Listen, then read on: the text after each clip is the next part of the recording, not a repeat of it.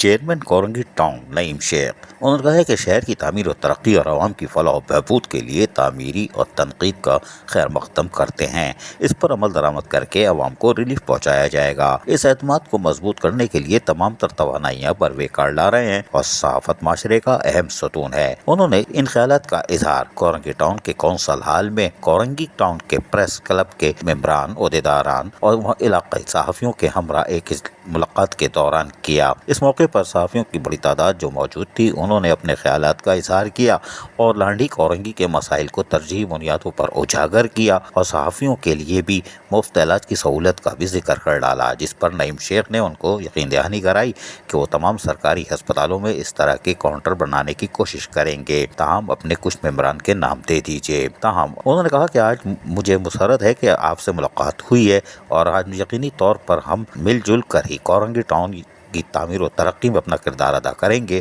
اور وہاں آپ لوگوں سے آنے والی تجاویز اور جو مسائل کا حل ہے وہ بھی ہم شیئر کریں گے تاکہ کورنگی ٹاؤن کو گرین اینڈ کلین بنانے میں ہمارا کردار نمایاں ہو۔ اس میں صحافیوں کا تعاون بھی درکار ہوگا۔ تاہم وہاں موجود صحافیوں نے جہاں تمام تر مسائل سے ان کو آگاہ کیا، ان کو بھی انہوں نے انتہائی غور سے سنا اور اس کے مستقل حل کے لیے بھی یقین دہانی کروا دی۔ عزیز عارف، KBS بلدیاتی نیوز کراچی۔ ایسی ہی خوبصورت ویڈیوز فیوچر میں حاصل کرنے کے لیے ریڈ بٹن پر کلک کر کے اور بیل آئیکن کو پریس کر کے ہم سب کے سبسکرائبر بننا مت بھولیے۔